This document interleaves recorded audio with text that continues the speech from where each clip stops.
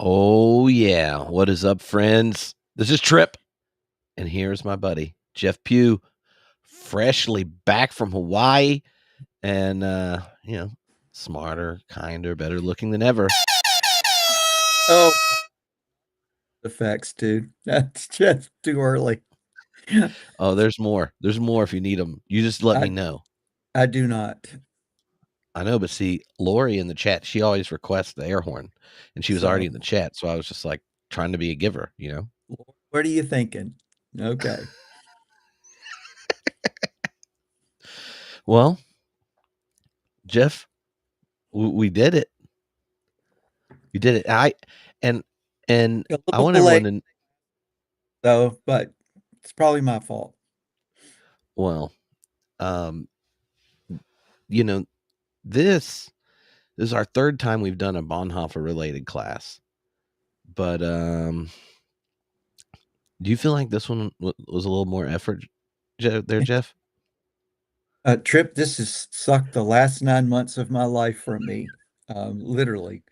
And I don't mean that in a bad way. I just mean that it has been incredibly busy time, working on this, thinking about this, getting all of our theological nerd friends together to weigh in on this. Some of the most world-renowned scholars on Bonhoeffer have contributed to this. And I will say the podcast itself has been a learning experience. Um, I've always been a little, how do I want to say this? Dismissive of podcast, but listening to the work that you and David have done on this has been amazing. So Oh, well, I Jeff, I'm confident that you put the most work in. So, um but yeah. But here's my favorite part. On top of the fact that I had reasons to talk to you every week for like 6 months. Um and we got to hang out at each other's house we multiple times. did get to hang out at one, and now I know where you live. So Oh, well, and I'm always down to, be your big spoon but whenever you're in Greensboro. I know where you live, but I will never give you up to the authorities. Well, that's good. I just want to know you're safe. Your secret's safe with me, man. Yeah. Because And you like now. So well, I'm yeah, it's something. Well, things are a little bit different than last time we talked, Jeff. they are. They are. And so And by uh now that we're under a new regime. yeah. Okay. So I've got a question for you later on. Um, and I want to ask that question, but for right now, you titled this class, "Are We Still of Any Use?" And I just want to read that section for everybody, and we can think about and reflect about that in the time that we're in.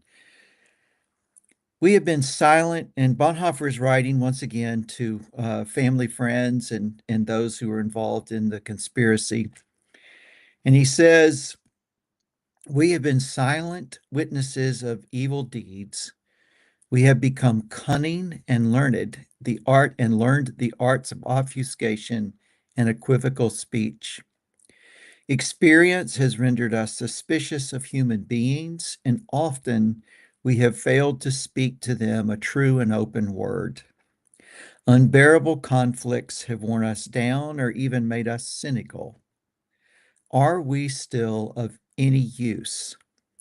We will not need geniuses, cynics, people who have contempt for others, or cunning tacticians, but simple, uncomplicated, and honest human beings.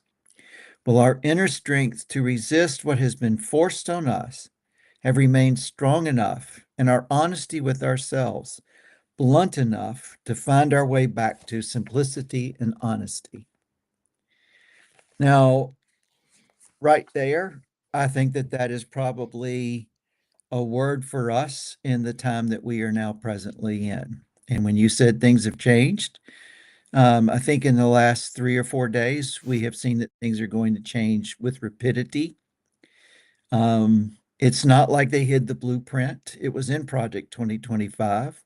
They invoked Bonhoeffer in the introduction to Project 2025, and they said they were going to do it fast, and they are. Now, there are going to be some roadblocks in their way. I don't think they're going to get what they want right out of the gate, but they're going to get a great deal of it. And I keep thinking to myself, Hitler dismantled German democracy in 53 days. Our democracy is older, longer, deeper roots, and I'm hoping that it will hold. It's going to have some damage, but I'm hoping that it will hold. And so the other thing I'm thinking about as we finish this class trip is that outline for a book where Bonhoeffer asks the question, what is it that we really, really, truly believe? Believe enough to stake our lives on it. And I'm going to go ahead and say that also in this outline for a book, he says it's not necessarily that you get the Trinitarian formula right or that you can distinguish between hypostasis and prosopone or any of the other Latin words that the church fathers used to sort of define and understand faith. It's not the arguments between Calvinists and Lutherans, not the doctrinal arguments that we have fought all through the years. But in this moment, in a moment of great cultural pressure, what is it deep down, foundational, that you really, truly believe? And I keep coming back to that now and thinking about that and reflecting about that on as we come to the end of this particular class and podcast series. Do you, so I mean, one of the reasons I even thought of that passage, which is at the so it's the penultimate paragraph in 10 years after. That one of the reasons I asked that passage is it both seems timely and the the difference between the two time periods seems significant when you think about the nature of agency and then how kind of uh, reorienting the mass toward in different directions functions differently in our kind of current context. And so the the that passage, like asking, are we still of any use? And thinking this is him at the end of his like long march to feeling completely isolated and cut off from a community of support. Be it okay, the state doesn't respond, and we talked about that first stage, and so like let's have real disciples and real Christian communities that can be the bulwark against this, this the takeover of the church and the pollution of Germany's identity, and that doesn't work, and then he ends up feeling alone. Um, that time period is one where he sees, yes, a fresh democracy deteriorate, but it does so in front of utilizing new technology for mass communication, from projecting voice to flying around and creating scenes that make a movement feel bigger than it did, and then gets into the like in Vicky's book on bystanders, how there becomes this kind of like the bystanders slowly become complicit because the inertia just kind of pulls a center of the people further and further right towards the Nazi agenda. Um, and you think about that time of the way he leverages resentment, scapegoating, leverages new technology and manipulation, and then um, even those kind of like direct movements in the church, like the German Christian church movement. He embraced it, but at arm's length. Um, and so there was some kind of plausible deniability, right, between him taking it over, and yet you give it enough time, and there's no one left. I mean, even the confessing church is legitimating compromises. Um, and so when I think of like that move, and then think of the conversations I've had with clergy who, yeah, we don't have the same kind of mass media. We have an algorithmic one, and we have social media oligarchs bowing the knee, or or harnessing their free. We have the we've always had like the first lady. Now we got the first buddy sitting in there. It makes me think that question of agency, like, are we of any use? Right? Like, we all understand Bonhoeffer. He ends up being faithful to the end and dying. But the question of use, like, do you have any agency? As you see the growing mass of the people around you and those that share your deepest convictions get swallowed up in the inertia of something vile. Right. And earlier in this is where you have the stupidity passage, right? And he doesn't, he resists having contempt for them, right? So it's not even like a judgment of the mass. It's just a sitting there going, I can see these things, and I even know people that do, and they just go along with it anyway. Like, so do we even have agency when all of the cultural and political forces are moving as this way? And then something else that popped in my mind about this passage is, and this is earlier in After 10 Years, where he says, um, uh, where he talks about the success, right? And think of just how success legitimated what Hitler was doing. That success became uh, a, a a sign, right, of divine providence, right? And then to And think of the way Trump's been leveraging things and the way people are going along with it. Um, I feel like there is like that question, are we of any use, is one that that I understand asking now differently than I would have the last two times we've talked about Bonhoeffer, because I had a a higher view of of of our of our democratic system. of our country. Well, and I think I think I underestimated just how powerful um, Propaganda. hijacking our unconscious is. Oh, okay. A couple of things. The Bonhoeffer in that passage on stupidity, and everybody should read that. Um, he, he he talks about the fact that an upsurge of power, whether it's religious, whether it's political, whatever it is, an upsurge of power in a society will result in increased stupidity among its citizens. And what that means is that everything that you've just laid out about the inertia, it creates a certain kind of that upsurge in power. I'm too helpless. It's too big. It's too much for me.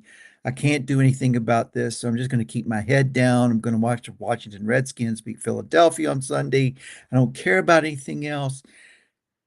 The problem with that is that we all have our own responsibility in our own different communities. And we do not have to succumb to the propaganda apparatus that is literally assaulting us right now in so many different forms.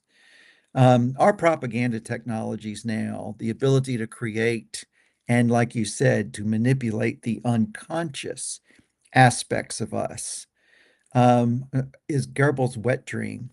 He would have died to have had something like this because they never would have lost power.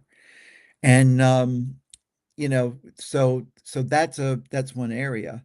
But when we ask, are we still of any use? I want to just go back to Bishop Buddy, at the Washington Cathedral. Yep, she had a big platform, admittedly. That one, and this whole sermon is fantastic, by the way.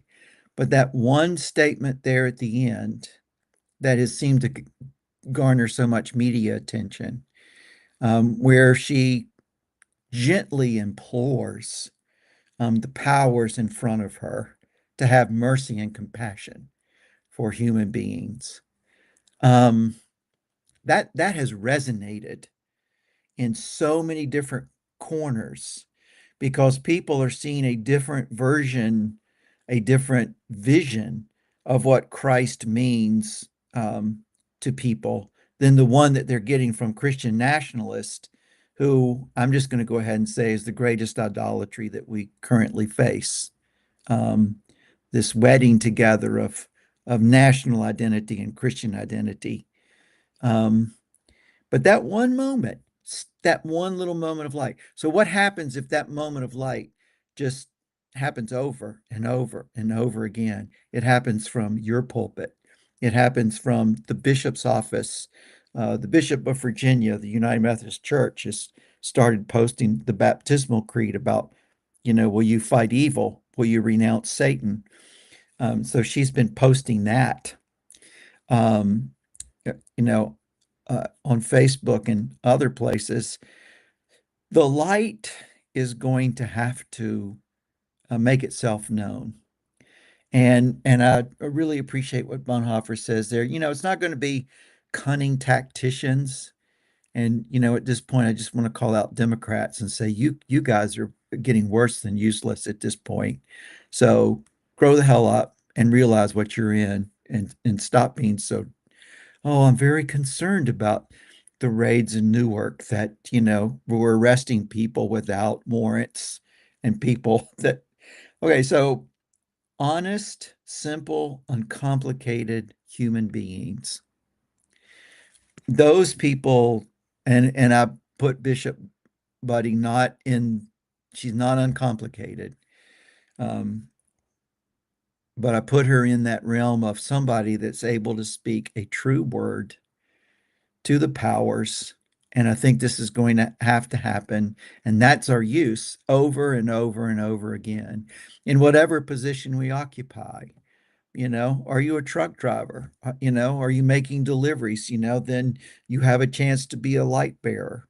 And this is where that Bonhoeffer thing in the outline for a book, sort of convicts me a little bit. What are the core beliefs that I have right now in a society where there is an attempt to destroy the very means by which society is able to sustain itself? And I do actually, I don't mean to be hyperbolic about this. I think we are in an existential situation that people, I'm not sure they recognize. Yeah. Yeah, I'm you're yeah. The what was it on? I don't know, maybe two during the nominating convention, um when I, sometime around then I was like, yeah, there's no chance Harris is winning. The moment they wouldn't even voice the question of Palestine during the nominating convention. And then and then she's like, oh, and I have a gun and I'll shoot people if they come in my house. And oh, if only the Republicans would go along with us so we could be half as crazy on the border. Like the I am not surprised like this happened. And I just remember in Diana and I's ongoing conversations about it, like the moment the kind of all the individuals that ended up at the celebration, um like after Trump went on Rogan, I'm like, oh well, she's losing. That she's running away from like the actual convictions of a large number of her party. She won't raise the questions that are being challenged. She obfuscated around like the tech influence and money and crypto and all that kind of stuff. Was going to go backwards when it goes to labor stuff. Like the idea that the response in this context is just to go like, well, he doesn't like playing by the rules, and we're almost as bad as they are on all the issues if you like them. So look at us next to the architect of the invasion in Iraq. Like the those the like when those are left as what the options are, right? Then I think that the question of like, are you of any use, is sitting there because you're looking at a democracy and being like, so then what how does it work? You look at the num the, what she said in front of Trump was very mild. Like short of him getting upset, no one would have said anything about it. It's only because he got upset. And I know a lot of Episcopalian clergy who, if they were there, would have said way more. In fact, she has other sermons where she said way more. She brought up basically like, don't be a dick. That was, she didn't even Pretty say like, much.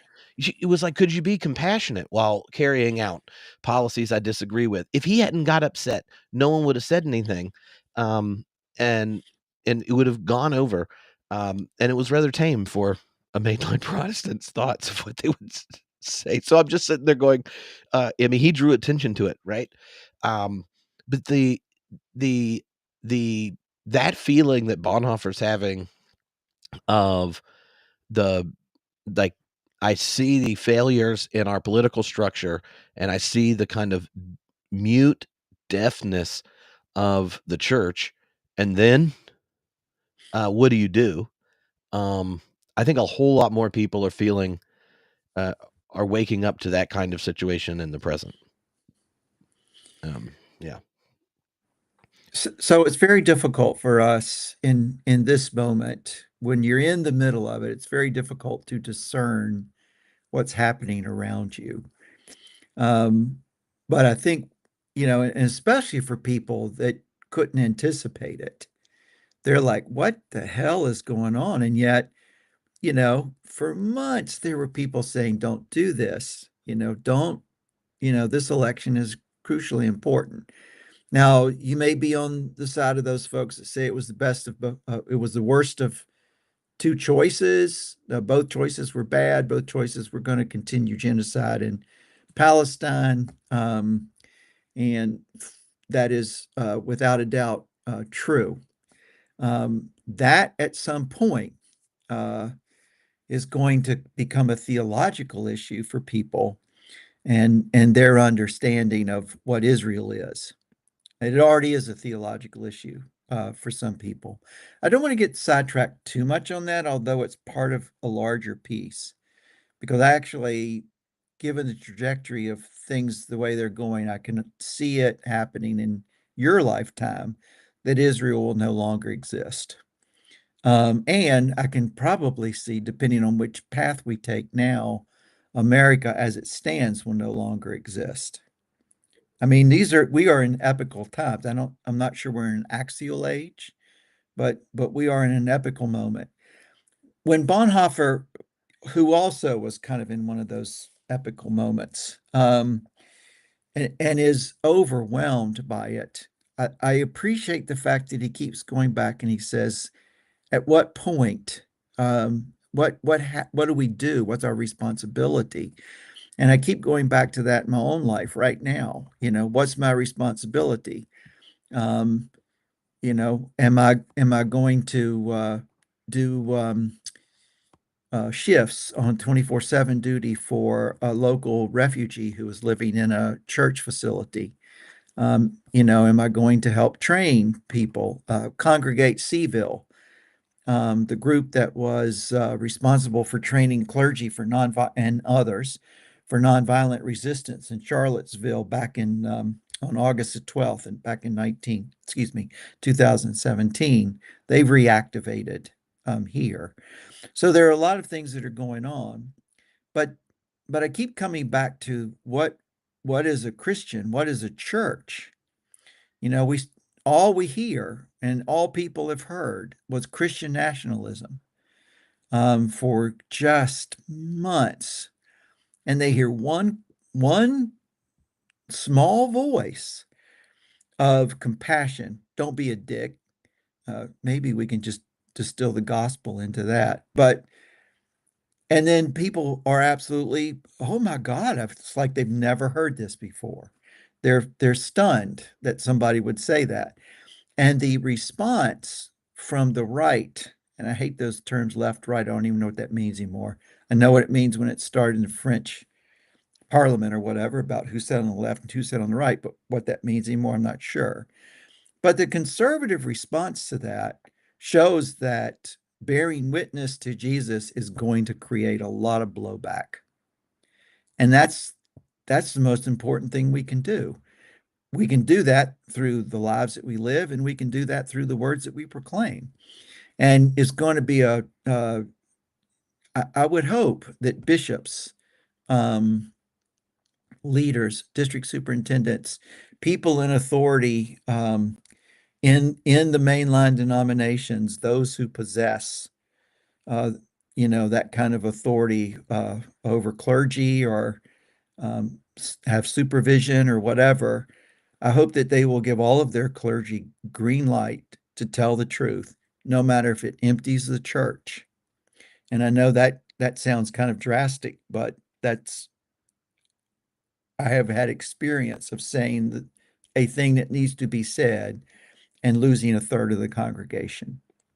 So I hope that those bishops like Buddy and others will continue to be that simple, uncomplicated, and honest human being who proclaims at this particular moment, what is it that you're willing to risk your life about? What is it that you truly believe enough to give your life for?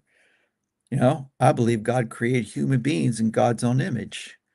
Uh, Theological statements, a metaphysical statement, but it's also an existential statement.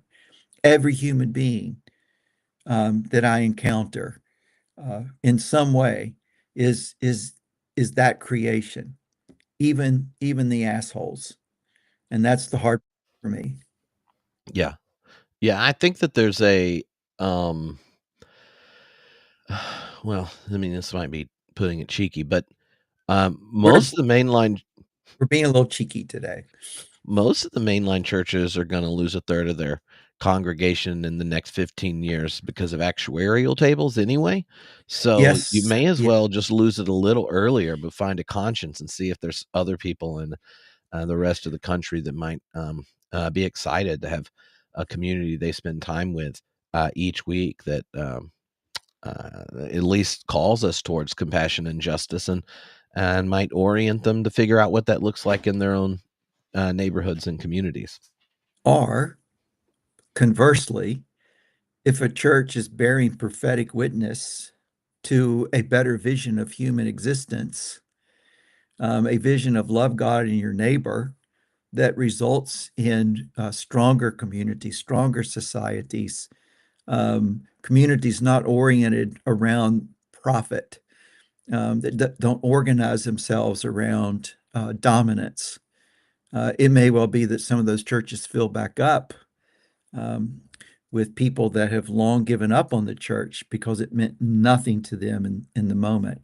And it also may be the case that white evangelicals are going to die. That particular expression of Christianity in America, once the full consequence of what they have supported sort of is unveiled, the revelation, the apocalypse, as it were. Um, it may well be that American evangelicalism is going to find that its numbers are going to crater as people move to a more authentic vision of the reign of God. Yeah, yeah, it's yeah. Um, what um in Letters and Papers, when Bonhoeffer is reflecting on the future of the church, um, he he talks about, oh well, maybe we don't have paid clergy own stuff and all that kind of thing. Um, but he lifts up, in what you just read, this no, like honesty, simplicity, these kinds of things. There, he talks about the arcane disciplines and kind of practicing the presence of Christ, or hosting the presence of Christ in the pain and suffering of others. Um, w- Tho those concepts and things have shaped you, and you've talked about your own experience through this, both in your article of thinking about the protests and stuff in Charlottesville. You've shared on, you've shared on here before about, like, the being a part of a congregation that's, um, is committed to providing sanctuary, for immigrants. Um, the how do the kind of changes taking place now, like, how do you rehear, right, some of the advice, wisdom of Bonhoeffer in your own context in Charlottesville, and the relationship of the churches there, thinking about just, I mean, like the question around immigration, right? Like we can sit around for a long time wishing um, people that had big microphones said certain things about certain stuff, but that's there. You know, a lot of times leaders are as scared. Uh, they're scared until they realize that the community is going to support each other and being faithful. And it seems to me like that was what it was like for Bonhoeffer. It's like keep boiling until stuff comes off of the soup until it, you know, kind of like boils down into what matters. Yeah, and it probably is the case that in my particular location, it is not the church that is at the forefront of the battle. I mean, there are church people, certainly, and wonderful church people of all denominations who are involved in like I said, Congregate Seville has just reactivated. Um, so there are people in different churches that are going to become more involved. But, you know, things like legal companies, organizations, Sinbaris here in Charlottesville, who has a long-standing connection, relationship with the Latino Hispanic community. Um, Church people will support these things, but they're, you know, the churches themselves who will stick their neck out publicly are not all that many. I suspect that that might change um, depending on what happens in the coming days, weeks. Um, it will be an unavoidable issue to speak up for, say, for instance, immigrants. Um, there's, you know, I mean, there are the dismantling of government means the dismantling of society. And I have railed against the American empire since the moment I became a born again Christian. March the 10th, 1972. I even know the day, fire baptized born again. And yet, out of the gate, understood the state was always going to be in competition with the way of Christ. So that made me an Anabaptist. I've got to say, the last 2 decades have, have and reading Bonhoeffer incessantly have moved me more. I don't want to say Niebuhrian, but I understand Niebuhr now in a way that I did not, you know, and I can see why he says what he says, even though he becomes an apologist for the empire. Um, but I'm in this space now where I'm struggling with where are the spaces that I plug myself into? And do I plug myself wholeheartedly into a church? Well, not if that church is not bearing witness. Um, so yeah, I'm sorry. I lost the train of thought as I was thinking way ahead. I'm not going to blame jet lag. That's all on me. Um, I do want to say, I do want to ask you a question though. So over the Hold on, last, can I ask you a follow up just on that? Because okay, I let me um focus my, the I mean, you talked about kind of over time, um, like filling the pool of the Christian realist position or Niebuhr's position. And one of the things that I think became um, clear uh, reading a whole lot of Bonhoeffer in the last year working on this is the way in which there's a whole reading of Bonhoeffer that reads him as if he's a part of the Anabaptist tradition.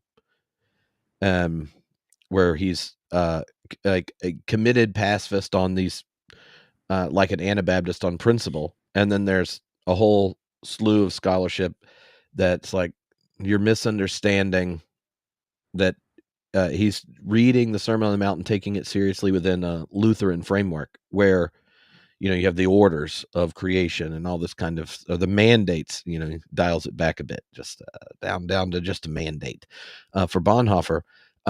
But underneath it is a sense that there's communal, societal, institutional responsibilities of the collective for maintaining the context for neighbors engaging each other, and that that realm has an integrity of its own apart from uh, uh, any particular faith commitment, um, though it is uh, it, it occurs because at least within the Lutheran tradition, like God has structured the world such that we order things this way or have these kind of mandates, um, and so I wonder how you see that, because we had people in the interviews, and I'm sure the people in the class, having heard the whole ones, will realize there are certain individuals that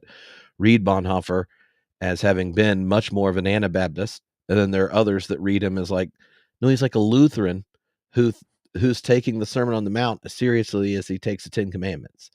um, and then for the disciple and within the life of the church and in your vocation to the state and these kinds of things, it's a lot more complicated. And so um, the his kind of commitment to peace and stuff is seen differently if you place it there. I wonder how you see that conversation within Bonhoeffer scholarship, and how's that impacted the way you've even understood things yourself. This kind of attraction to the Christian realist position is similar to, say, um, the position of Michael DeYoung in reading this, as opposed to like Hauerwas's reading of Bonhoeffer. Yeah, I mean, first of all, that's part of the complexity of Bonhoeffer. And we've talked about this before about how you can find whatever you want to in him in a certain way. I mean, Eric Metaxas can find some kind of thing in Bonhoeffer, um, because he can point to certain passages in Bonhoeffer that sound very, very conservative. Even to the point of, at the end of the war, Bonhoeffer saying, "Well, we're not going to need democracy anymore. I mean, for a while, we can't have democracy. It's too messy. We're going to have, you know." Um, but I think it's hard to find Bonhoeffer, or hard to locate him or map him as an Anabaptist. He certainly has strong things to say about pacifism, especially in his addresses to some of the ecumenical youth conferences in Europe in the early 30s. But he's a complicated figure, and at some point you do have to really understand him as a Lutheran theologian. He never stops being a Lutheran theologian. But what's interesting is at the very end on this outline for a book, and I wish he had survived this. I think he's on the edge of rethinking what Christianity itself is. We exist within 2,000 years of inherited tradition, with all the complexities of that tradition, with all of the um, nuances, with all the fights, with all of the complexities, with all the evil. It's an incredibly complicated tradition, and it does not give itself over to a singular interpretation or definition. But I do think there's a dynamic in Christianity that Bonhoeffer, at the end, was coming to see as a kind of heart space.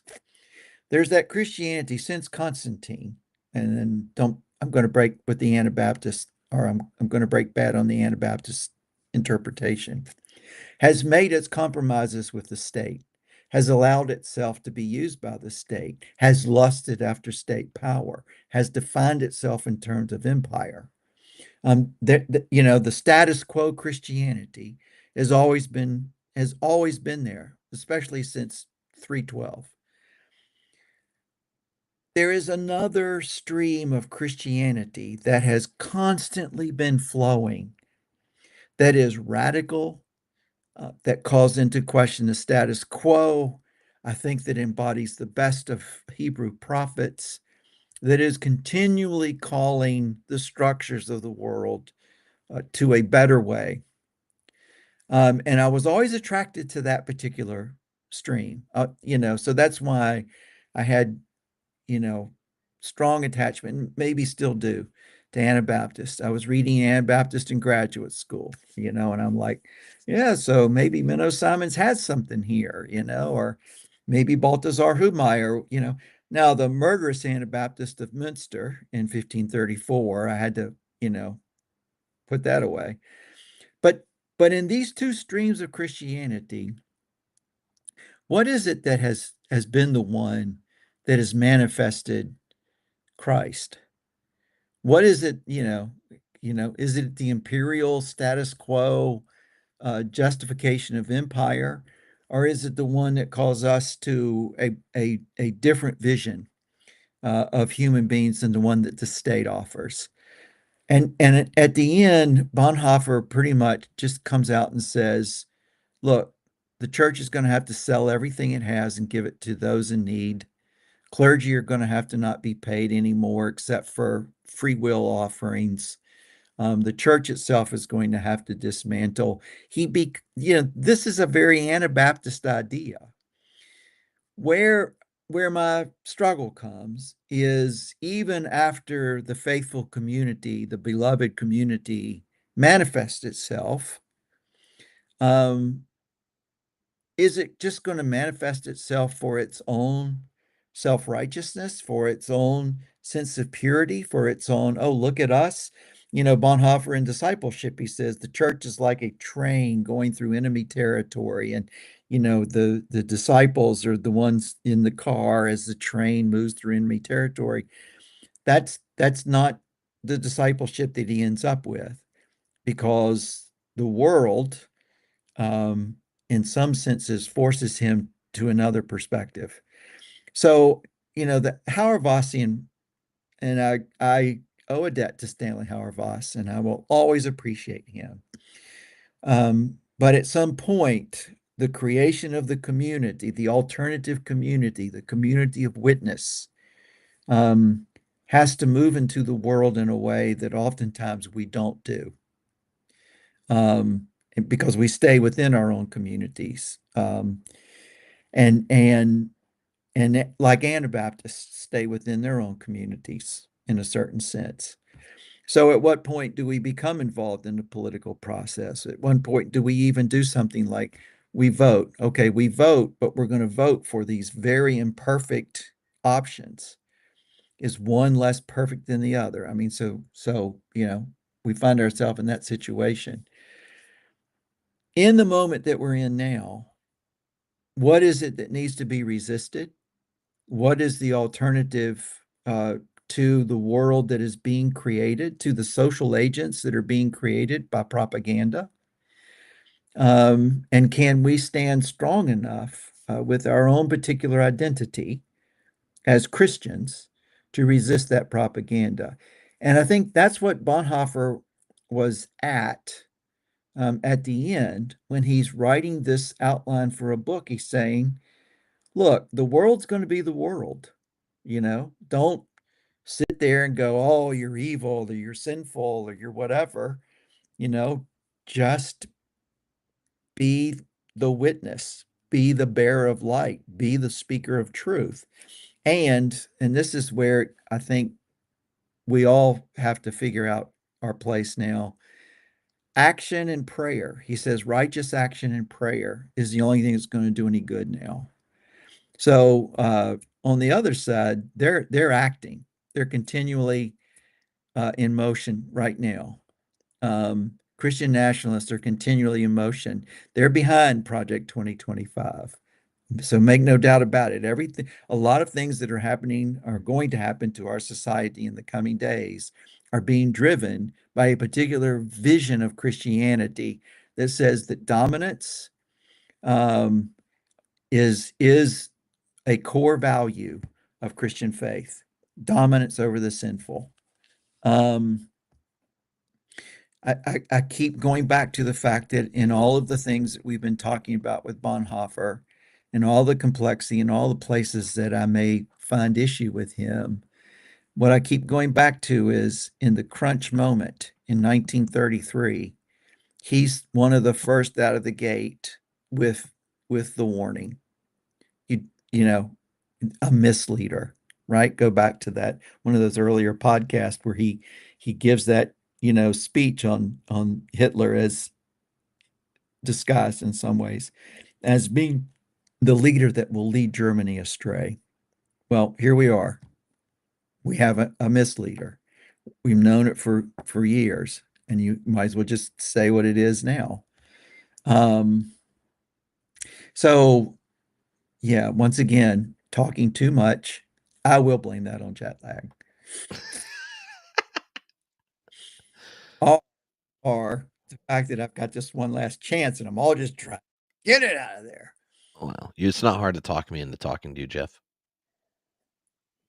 So over the last 3 years that we've been doing these classes, Trip, what are some of your strongest takeaways from thinking, reflecting, doing deep dives, listening to all these Bonhoeffer scholars?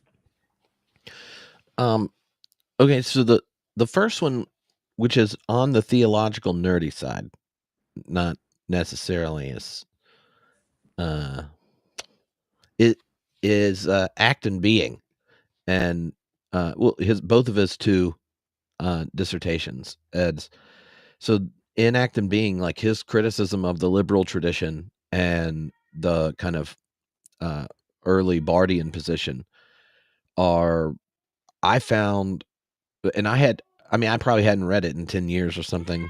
So, um, the, I have a sick kid at home who's now I yelling hear for that. me. I hear Um, the, so when you're thinking about the relationship of revelation of God in Christ, um, the role and function of religion for human beings, right? So liberal theology uh, uh, uh, usually makes humans inherently religious, and then Jesus style is like the cherry on top version of being. And depending on who's explaining how the cherry goes on top, if it's Hegel, it's a philosophical Lutheranism. If it's Kierkegaard, anyway. So like there are all these kind of versions of the way in which there's the category religion, and then the top of it is our favorite version, and then there's the kind of rejection of religion as a category as inherently idolatrous,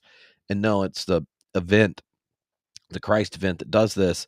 And Bonhoeffer's criticism of Barth, I found, as someone who appreciates him, really insightful, where he says that, but the context from which revelation ever occurs is a person. And it's not even just like the person of Jesus in the abstract, right? Where you get all the humanity and divinity. It's the person of Jesus in relationship with his disciples, with those he heals, those he preaches to and acts the kingdom of God, those he challenges, those he faces. Like, the Christ event is Jesus in relation, and the concept of person at the center of his theology um, it does for him what religion as a category does for Pannenberg, pushing back to Barth. It goes like, no, the medium of revelation's always religion, even if it's the self-revelation of God. And Bonhoeffer goes, kind of makes a similar move, like, you're right about the priority of God, but it's not the category religion; it's the embodied person that is the place in which God's self-revelation is enacted and is encountered. And so that to me, I have never, I guess, paid attention to the philosophical side of it before. And so early on in the process, when we were working on the first two episodes, and I reread that, read the uh, Michael DeYoung's book on on Bonhoeffer's early years in theology. That was such a powerful insight, because it gives a way of affirming, right, the critique of idolatry that Barth has, and um, the insistence on the contextual mediated encounter with the divine that the liberal tradition has wanted to value, but does so by doing it in a Christocentric way that isn't an escape into doctrine, right? How does we work out the person of Jesus? No, the person of Jesus is worked out precisely in relationship with your neighbor and your enemy. I found that, and just don't say, as a process person that likes to read Bonhoeffer, this is quite an opening, and at some point I'm sure it will be turned into something, because I find that to be just like nerdy, stimulating beyond compare. Um, and there are lots of little sides to it, but like on the theological side, that um, his Christocentrism orients an anthropology that embraces multiplicity, pluralism, diversity, orients towards justice, and all these kinds of things that you can see people wrestling and even bringing Bonhoeffer into conversations that he didn't get to have. That category of the person as a site of revelation, I find beautiful, and it sidesteps the the philosophical distractions of Jesus' personhood that the church was handed in the councils. And so, in just like in his lectures on Christology, which after reading that, then we get to that period. I'm like, no wonder he sits up there and goes, okay, this is like the least German thing. I don't know if anyone's ever even just had a class with someone trained by German theologians, but they give the entire history of everything before they say anything. And knowing the history is like what you have to know in order to have permission to say anything theologically. And Bonhoeffer gets up there and it's like, you remember when, you remember the Reformation had a fight about atonement, and said that we only know God is for us, and God is for us precisely as people who bear the image of God. And so, since that encounter with the divines happened in the person, I'm not going to discuss much of the history of the creeds. So, but I'm going to talk about the person of Jesus. And anyway, I thought that it is a brilliant theological move that is played out throughout his life in all these different ways, and I just absolutely loved it.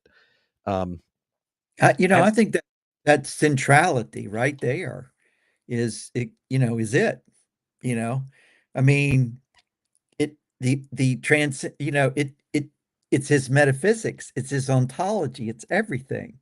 So, his metaphysics is the transcendent, is not the unattainable task. It's not the taking categories of ourselves and absolutizing those. The transcendent is the person standing in the front of me, the Christ who is present in the person standing in front of me. The transcendent is my brother, my sister. Um, so I actually, yeah, I love that. I love that. and You've summed it up in a great way, I think. and here's the fun: if I wasn't on having a conversation where everyone here's been hanging out with Bonhoeffer for 3 months, but if you were trying to describe that theological reorientation in an easy, fun way for people, right? Like for Bonhoeffer, the liberal tradition kind of wants to build up to Christ using historical reference, experiential content, right? It's a building up to an encounter with God in Christ. Bart has a kind of Christ breaks in to come to us, and Bonhoeffer kind of wants you to like stand there between both of them and go like, you don't understand. God has already given God's self to us in Christ. Your call is to attend to Christ, and Christ is present in the face of any eyes you make contact with and any person you are in relation with. And that just the what is your task as a theologian, building up to or making space for a break-in, those are very different modalities than the incarnation orienting you in such a way that the presence of Christ is something that stands at the door and knocks, like he does in the Advent sermon. Christ stands at the door and knocks. You have to attend to it. That is a what would you say, uh, a a modality shift for the theologian that I find very helpful, and it's one that has where his theology around discipleship has immediate consequences, right? So think of how many people like, I just don't know if I can believe in God, and then they want a nerd to help them build up to some belief, or go, now here's the authority. You get the authority. It could be the infallible Bible. It could be the triune God. It could be a lot of them. Um, this is very different. Where it's like you ask the question, "Where is God?" Like I'm not sure, and Bonhoeffer goes, "Well, have you attended to Christ?" Like the wager of faith for the Christian is that God has given God's self to us, and faith begins in obedience precisely by attending to the humanity of those who bear God's image. And that it's like theologically brilliant and just kind of like beautifully compelling account of the gospel. And simple. Yeah, I mean, yeah, really. And that's where he comes to at the end. I mean, excuse me, I'm going to get a little weird here, I guess. And when we come to the outline for a book, um, I'm trying to find that right now. Um,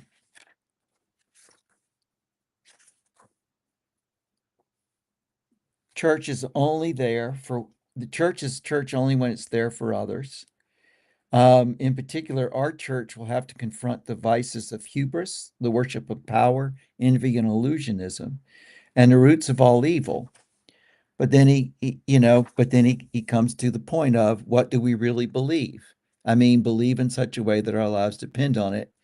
And he, goes through this whole thing about the church, and he says ultimately Christ is at the center, and not in a, oh, is he, how do we define his humanity and his divinity? All of those theological statements are barriers to our encounter with the thing itself. And he says the encounter with the thing itself is the most important. yeah. Which in case people aren't aware, Jeff there's using the language of theology after Kant, like that. How does anyone know or have access to the thing in itself? How would one have know or have access to God? And if the thing itself is either a break-in structure, right, revelation, or a build-up one through reason, and you can actually go further than Kant thinks you can. Um, Bonhoeffer's response is like, "No, you're a person." Like the act of faith is that Christ is a sinner and there are no boundaries. The act of faith is that the other bears the presence of God. The act of faith is that when you come to creation, you're coming to the inbreaking of new creation. There's that like mode of attend to is a kind of a deeply Christocentric post-Kantian um, theology that makes space for the most beautiful intentions of a more strict Bardian and a strict liberal theology. That anyway, that's that theological side of him I haven't appreciated that much. It makes it all of his stuff on like the way he reads the problem of good and evil and knowledge and the tree and all that kind of stuff. Um, So extremely. also go ahead and say that, Bart was my first way into all of this. Yeah, because I was looking for a hero. I was looking for a theological hero, somebody would stand up to Hitler. And, in seminary, I heard about this guy along with Bonhoeffer, and I had a professor that studied under Bart. Um, and I did my dissertation on him. Even Bart at the end said maybe he got Schleiermacher wrong, you know. Um, but Bart was actually I don't Wouldn't his think line something like maybe Schleiermacher is the first theologian of the Spirit or something like that? first in the Holy Spirit. And and so I've always gone back to Schleiermacher and said, there's a lot here that's very true. Um, that said, the way that we have conservatives and liberals both have tended to um, create Christ in our image, and which one of us hasn't, um, has stultified Christianity. And we've done this throughout centuries. We're still doing it. We're going to continue to do it.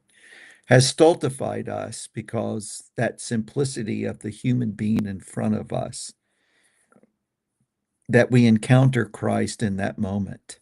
that the issue of person, and not trying to define it in terms of ancient Latin texts, but just the reality, the existential reality of the person in front of us. Yeah. So, okay, so that was your nerdy side. What else there, Trip? I mean, I also had a growing appreciation of Bonhoeffer's, uh, I would say his historical perspective, and there are two features of it. One is the historical perspective of human beings leads him to resist a kind of utopian naivete about the church and its potential perfection or the perfection of any state or any of this, and that historical perspective is one where there is a kind of value that he treasured, um, in the sustainability, of the desire to sustain the possibility of, um, I don't know what the right word, like the project of civilization is a mixed one, but uh, abandoning it in whole has consequences you don't want to, um, you know, discover. Uh, and that story, right, starts early on having layers of kind of nationalist fever around it, and that dissipates. But all the way at the end, right, part of what he's even writing in the baptismal letter and what he's wrestling with in letters and papers in prison after reading Dilthey is a sense that, yeah, the world's come of age. We can't go back. But if as it comes of age, you act like a teenager and just shun your parents around everything they gave you, it can get really ugly really fast. And I think that's what he saw was happening in Nazi Germany is, this desire for a new world and such abandon the hard-won intuitions that allow human beings to cooperate and connect in ways. And like that's one side of the historical appreciation. And in letters and papers, there's some references when he's talking about reading evolutionary biology and stuff to go something like human beings. Um, if you if you take away all the ways our relationships are mediated, uh, imperfectly and unjustly by political and economic systems, if you take that away, do not expect things to go well. People die, and it goes bad. And progress will not be made there. He makes references to times that happened in church history. Um, he, but but there's a kind of conservative appreciation of this space for fidelity that Bonhoeffer has that I was like, maybe because of our current moment, that I noticed or appreciated differently. And the other side of it was, while he recognizes the that there are these kind of different domains of human relations that, it's very similar to like Whitehead's line, like the genius of progress is selective conservatism. um, Mm, the the other side of it in the coming of age is that he was also very open to setting aside what's been inherited if it keeps the church from being faithful. Um, and so, like, he doesn't begin with how does this institution remain, or how do we remain compelling to culture at large, or how any of that. His first question, even in a world come of age where he doesn't know what the future looks like, is how do we cling to Christ and do it with someone else? Like, in what ways do we cling to Christ in the face of the other in community?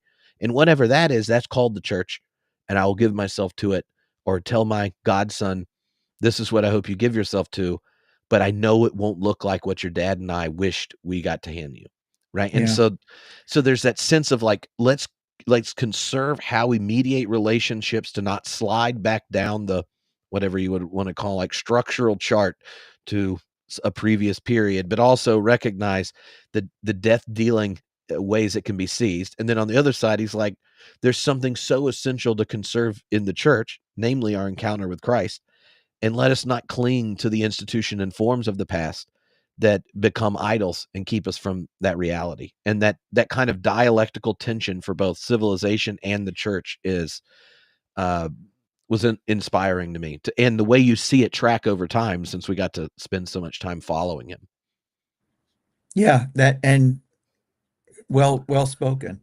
So that's one of the reasons why I don't think you can see Bonhoeffer totally with an Anabaptist lens. As a matter of fact, the more I read Bonhoeffer, the more I understand why the attraction would be there. But I just don't think you're not doing him justice um, by putting him in that particular category. As you were talking, I guess, one of the things I kept thinking over and over and over again was, we're at the end of the empire. The American empire will not recover from, even though the imperialist fires are starting to flare up again. Um, the world is different than it used to be. Um, and I just don't think we're going to be able to be the empire that people desire, especially Christian nationalists. And it's not that sad about that because I've been hoping for that for decades. Um, but there are consequences. There are consequences to when empires die, and those consequences are going to fall on the poor and the vulnerable the most. Um, and that's the part that, can be very grievous. Um, and it's going to fall on those of us who think we're immune, you know, even those of us who have a middle class or upper middle class existence. you know, if the trajectory is able, if the forces presently in power are able to maintain that trajectory, then the issue of the relationship of ourselves to one another it will be at the center, I guess. Anyway, yeah, what you said was, yeah, spot on. Do you think one of the one of the I don't know best way of putting it, but one of the lingering questions I have, uh, thinking about Bonhoeffer and his moment, ours, and that kind of like seeing, the end of an empire moment, and it came up in my conversation with Eleanor McLaughlin, um, when in her book on unconscious Christianity and religionless Christianity. It made me think of uh, uh, Augustine's City of God, where he's looking at the end of an empire and reflecting on the sacking of Rome and what's going on, and in that point, he sidesteps the whole. Let us actually parse out. Let's answer the question why, right? And I think this is the temptation that something Augustine and Bonhoeffer don't don't give into, right? Like answering the question why of the fall of something or this dramatic that is a waste of energy. And they both ask orienting questions. So, obviously for Bonhoeffer, it's like the orientation of the person of Christ, and that being kind of like where you go to reorient yourself in transition. And Augustine talks about the orientations of desires. Like if you want to know where to plant your foot of sorts, it's in the places that cultivate our desires for uh, love, compassion, justice. Um, and and I think that is a helpful word, right? Like it came up with Eleanor talking about religionless Christianity and also unconscious Christianity, like a way in which um, people could enact the presence of Christ without consciously doing it. Has a lot to do with those questions of orientation, of attending, of resonating with, of kind of it's like a energetic solidarity of sorts. And I think that can be really helpful, because the temptation for everyone that's thoroughly modern is my anxiety doesn't go away until I can answer the question why. Why did this person get elected or this person not? Why are they doing this and not Mm, this? Why? And why gets like hung up on this kind of like addiction to data and explanation. And if we can give like this one logical reasoning um, of what of reality, then somehow understanding it gives it less power over us. And both Augustine in that point and and Bonhoeffer here kind of go, "Mm, I don't I don't think we should lose sleep over the why question," even though they're both brilliant people and would be happy talking about it. They go, let's ask the orientation question, because when you don't have any ground under your feet, or if you thought the crescendo of the church taking over the empire and now it's getting sacked, like what the hell do you do?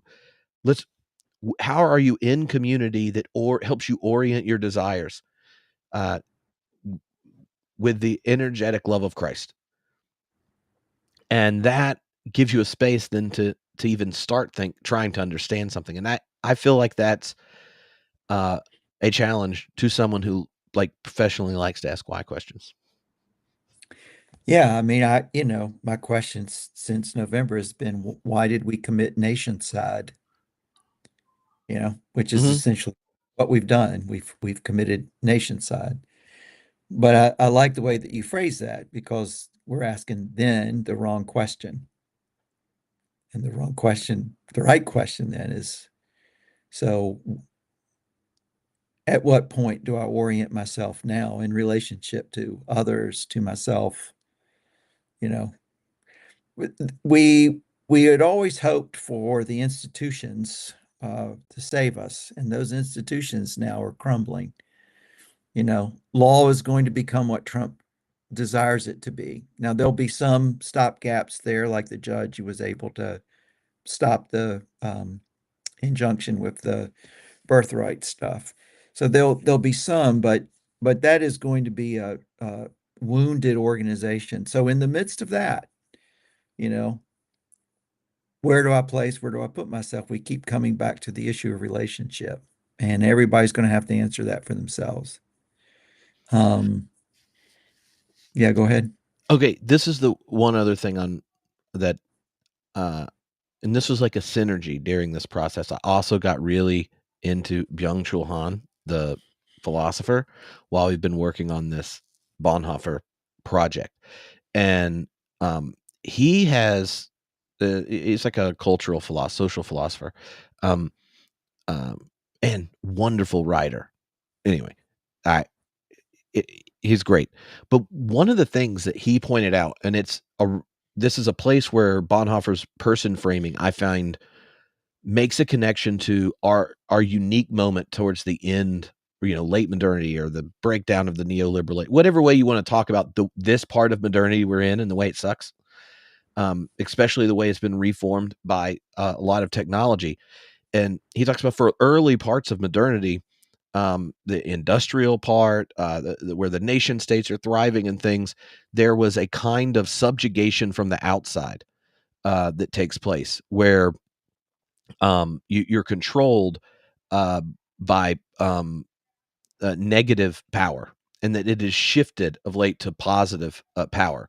So like instead of being subjugated from the outside, like what should I do? And then they're watching in surveillance this way. It's like, what can I do? And you become your own uh, assessor. Like, oh, did I get enough steps? Am I being efficient? Am I doing all this? That there's this shift as opposed to like repression on people to make sure that society gets what it wants and it's managed. It's created a kind of deep depression as we fail to ever live up to the expectations we're placing on ourselves in a culture that demands growth, acceleration. And so the self, in a sense, becomes this project that can be achieved, and that project has this demand, put on it. And he calls kind of our modern time a it is started to valorize the narcissist. We've created a culture where the narcissist is the neoliberal saint. Um, it generates burnout and all this kind of stuff. And what he says is like through the the way in which our relationships are mediated increasingly by the neoliberal rosary, the iPhone, is that we mediate our relationships algorithmically so that we don't end up in conflict.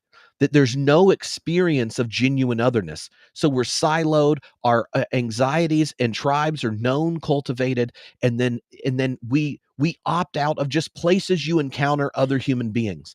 So if the disruption of the nuclear family that took place when you have a television now gets intensified to the disruption of selfhood when you have an individual screen, and so we have a culture that's increasingly deaf to otherness, to negativity, to experiences of conflict. We opt out of spaces where there is some demand to encounter and recognize otherness in front of us, and want a world that assimilates or demands the performance of sameness.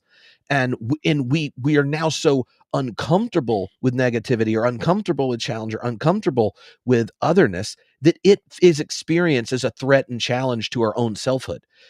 And so the algorithmic world that mediates our relationships end up isolating us. And anytime we want, we can click away from difference. We can click away from facts or truths, and we can have a narcissistic screen that holds our attention more as it knows what to give us. And so when you're in that space, right? The iPhone as neoliberal rosary, he has a joke where he's like, it is both an object of surveillance and the digital confessional.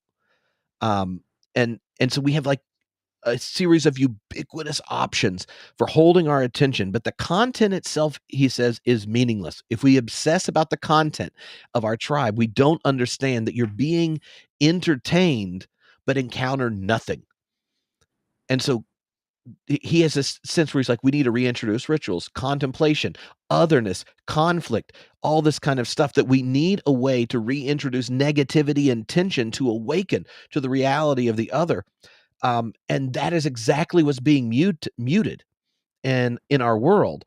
Um, and and what I found so fascinating about it is the very elements of kind of tender personhood and the struggles that show up by tending to other people are what are being evacuated in so many parts of our lives. Like all the way down to, you check your own groceries out. AI will handle stuff until you really need a person. Anyway, there's all these kind of elements to it. And he's like, when when you never have to actually encounter a person in their otherness, then you don't even know how to encounter yourself. um and and you want to reintroduce the person. And so, like, reading that, right, this philosopher, and then Bonhoeffer, who's sitting there going like, civilization's blowing its junk up, the church sucks, what are we going to do? And he's like, what about the person?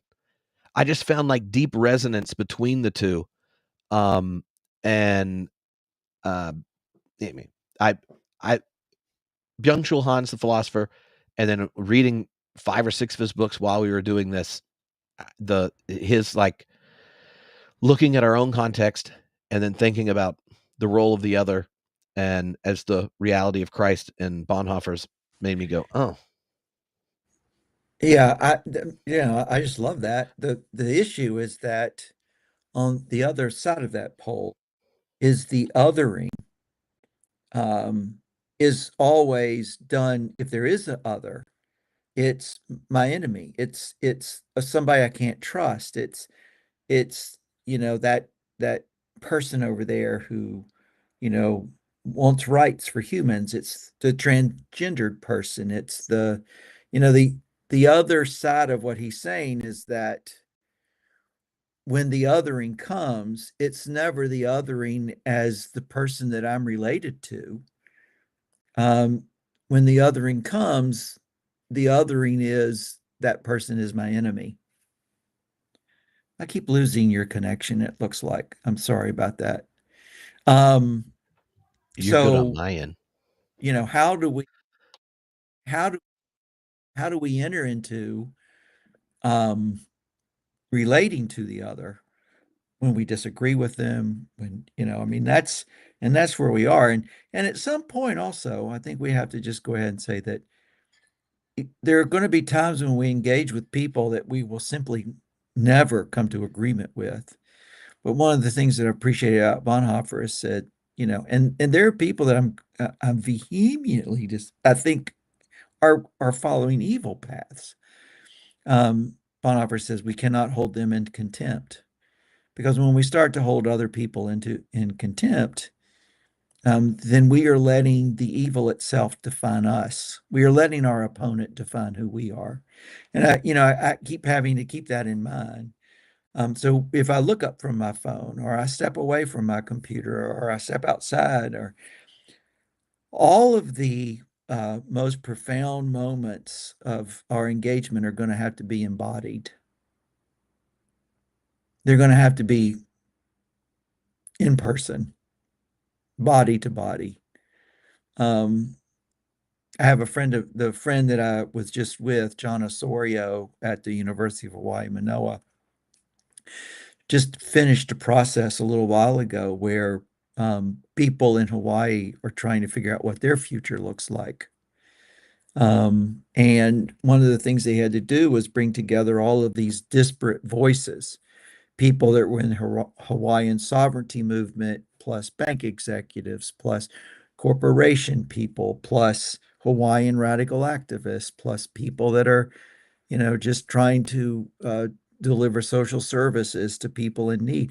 Bringing all of these, and he said it was one of the hardest pieces of work that he's done, because they had to sit in a room with what they actually had to be in a room with one another and hash out and talk to one another and listen to one another.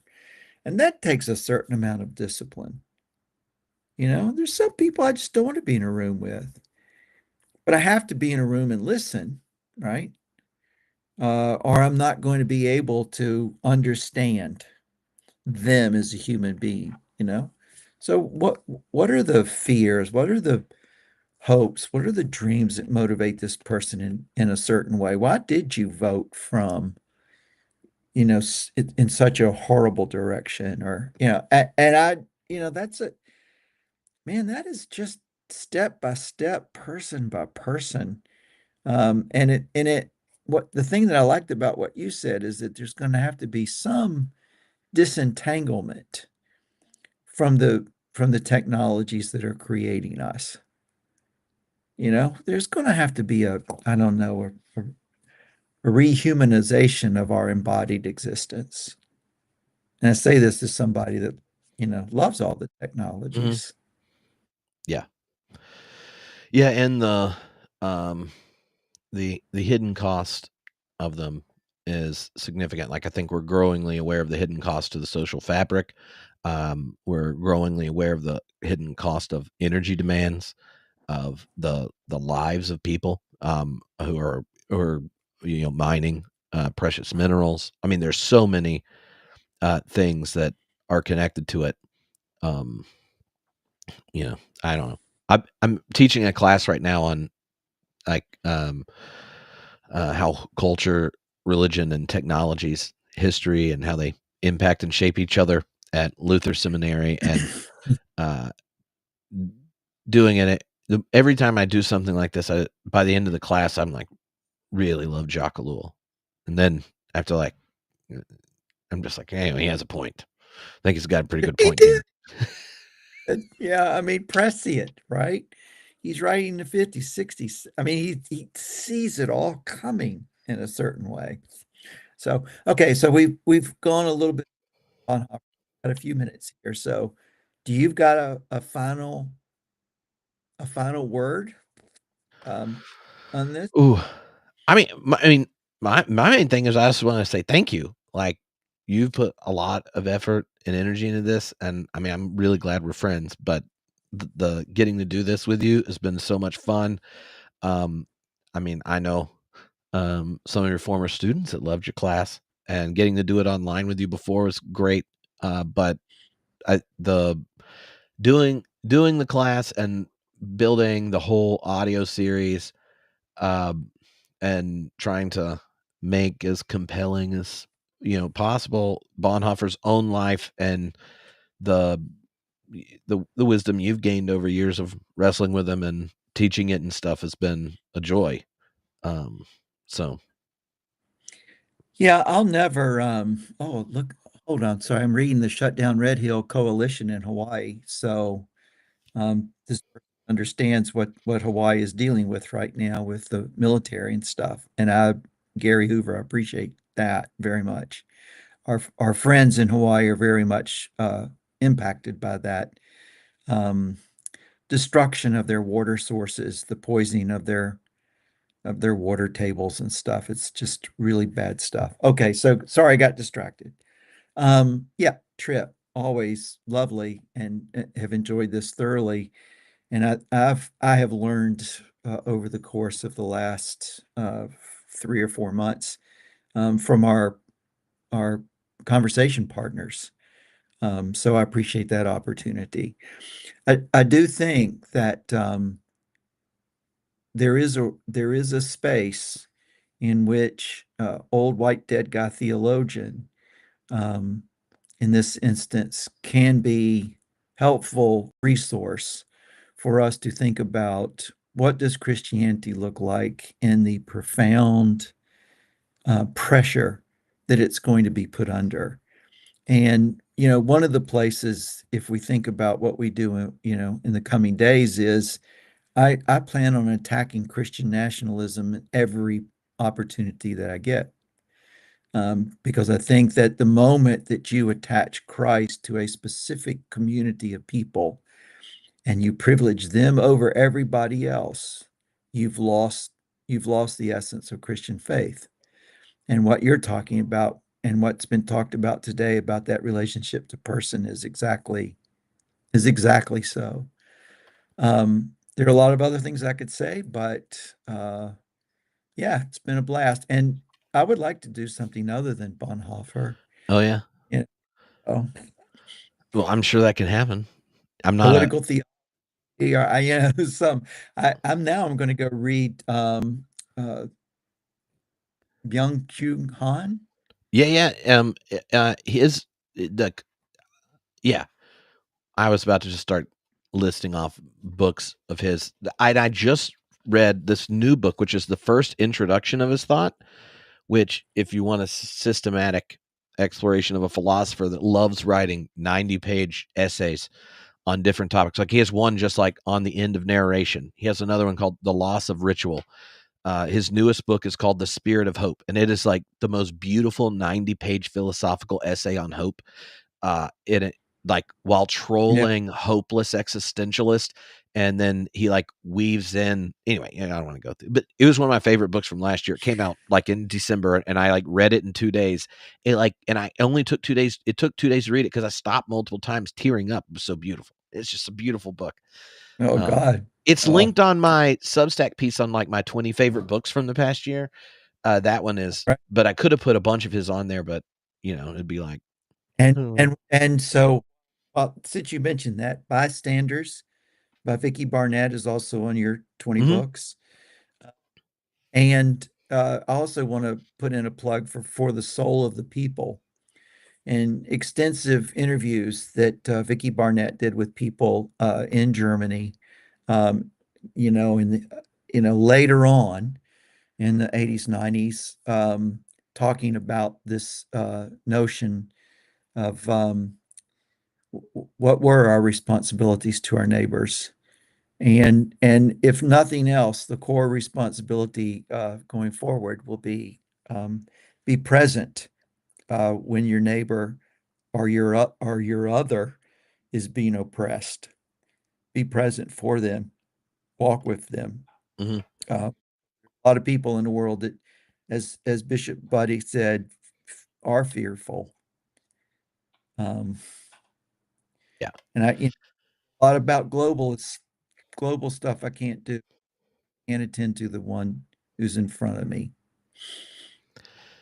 Yeah, so, for those of you, that are interested, there's I'm starting the newest class is called Truth in Tough Times.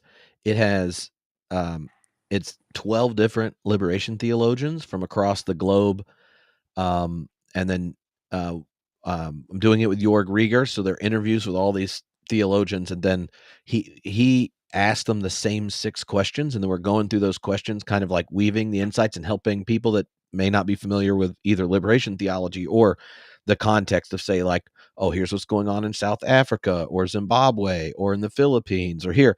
Um, so the goal is to like start thinking intentionally in a global framework where so much of American Christian reflection is about is framed by an American consensus that's problematic. So there's that.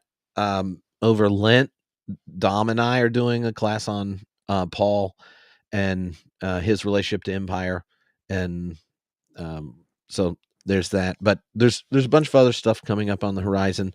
In the next week or so, we'll announce dates and location for Theology Beer Camp, which, I'm hoping this time that Jeff's not in another country, because it's really hard to compete with going to another country. But so we'll Yeah, find out. I'd like to look at what all that theological nerdiness is all about. Yeah, but anyway, this has been a lot of fun, and feel free to, if you've been a part of the class, to message back when you got questions or topics. I don't need a lot to talk Jeff into hanging out, so we can. Probably true. And quick plug, I'm behaving poorly on Blue Sky. So Yeah, yeah. It's one of my favorite things to do, is to see what Jeff tweeted yesterday on Blue Sky. What are they called? What is a Blue Sky? It's I, not a no, tweet. I have no idea. A I'm toot? I'm just screaming into the void at this point. Void hollers? Yeah. All right. Void. All Bye, right. friends. Everybody that put up with us, God